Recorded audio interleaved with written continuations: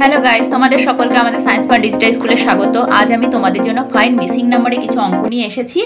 যে ট্রিকগুলো শিখাবো সেই ট্রিকগুলো তোমরা যদি ভালো করে প্র্যাকটিস করো তাহলে বিভিন্ন চাকরির পরীক্ষায় যে অঙ্কগুলো আসে তোমরা খুব কম সময়ে অঙ্কগুলো করে ফেলতে পারবে। ঠিক আছে, দেখে নাও প্রথম প্রশ্নটি। দেখো আমাদের 1 নম্বর প্রশ্ন, এই একটি বর্গাকার চিত্র দেওয়া আছে, সেটিকে খণ্ড করা আছে। এবার যে কোশ্চেন মার্কটা আছে এইটার আমাদের ফাইন্ড আউট করতে হবে। 4টা অপশান দেওয়া আছে। যখনই এরকম ধরনের বর্গাকার চিত্র দিবে তখন তোমাদের মনে রাখতে হবে হয় কলাম ওয়াইজ রিলেশনশিপ হবে, না হয় রো ওয়াইজ রিলেশনশিপ হবে, এর বাইরে কোনো রিলেশনশিপ হবে না। এখন তোমাদেরকে যে আমি ট্রিকটি বলে দিব সেটার সাহায্যে তোমরা খুব সহজেই রিলেশনশিপটা বের করে ফেলতে পারবে। এখন তোমাদেরকে ফাইন্ড করতে হবে যে সবথেকে বড় সংখ্যাগুলো কোথায় কোথায় আছে। দেখো এই ঘরে বড় সংখ্যা 21, এখানে আছে 25, তার মানে এই রো বরাবর বড় সংখ্যা আছে, তার মানে রিলেশনশিপ রো বরাবর হবে। ঠিক আছে, রো ওয়াইজ হবে। আর যদি এই সংখ্যাগুলি এই বরাবর থাকতো তার মানে কলাম ওয়াইজ রিলেশনশিপ বের করতে হতো। তাহলে বন্ধুরা এই লজিকটাকে অ্যাপ্লাই করে তোমরা যে কোনো প্রশ্ন সমাধান করে ফেলতে পারবে খুব কম সময়ে। তাহলে এখানে এই ট্রিকটা দেখে নাও। এখানে 8 আর 3 দিয়ে 21 নিয়ে আসতে হবে। তার মানে 8কে যদি 3 দিয়ে গুণ করি তাহলে কত হচ্ছে 24, কিন্তু এখানে 21 আছে। এবারে 3 দিয়ে গুণ করলাম তো এই 3টাই আমি মাইনাস করে দেব। দেখো 21 চলে আসলো। সিমিলারলি 6 × 5 করি, কত হচ্ছে 5 × 30 মাইনাস এই 5, তার মানে 25 চলে আসলো। এবারে একই রকমভাবে এটা 12 × 2 24 মাইনাস 2, তার মানে 22। দেখো সঠিক অ্যান্সার অপশান সি। তাহলে এই ট্রিকটি তোমাদের মনে রাখতে হবে যে এরকম বর্গাকার কোনো চিত্র দেওয়া থাকলে হয় কলাম বরাবর হচ্ছে রিলেশনশিপ হবে, না হয় রো বরাবর রিলেশনশিপ হবে। তাহলে এই ট্রিকটি অ্যাপ্লাই করে তোমরা যে কোনো অঙ্ক এই টাইপের করে ফেলতে পারবে। চলো পরের প্রশ্নে চলে যাই। এই 2 নম্বর প্রশ্নটা নিয়ে চলে এসেছি।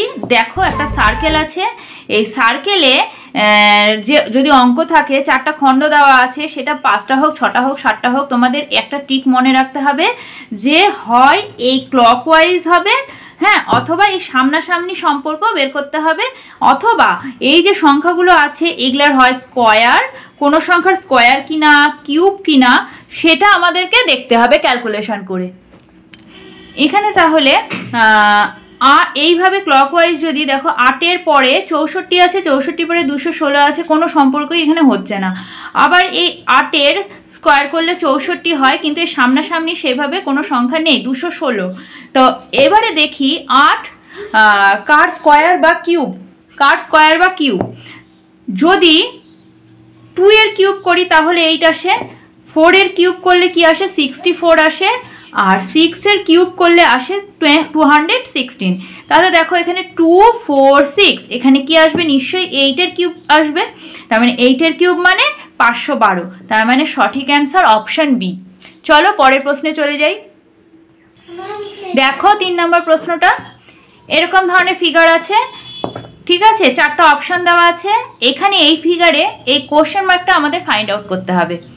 ওকে, এবারে দেখো যদি এরকম ধরনের ফিগার থাকে, অথবা এরকম ধরনের ফিগার থাকে, অথবা এরকম ধরনের ফিগার থাকে, তাহলে কি করব, এই দুটো সংখ্যা থেকে এটা নিয়ে আসতে হবে, অথবা এই দুটো সংখ্যা থেকে এটা নিয়ে আসতে হবে, অথবা এই 3টা সংখ্যা মিলে এটা নিয়ে আসতে হবে।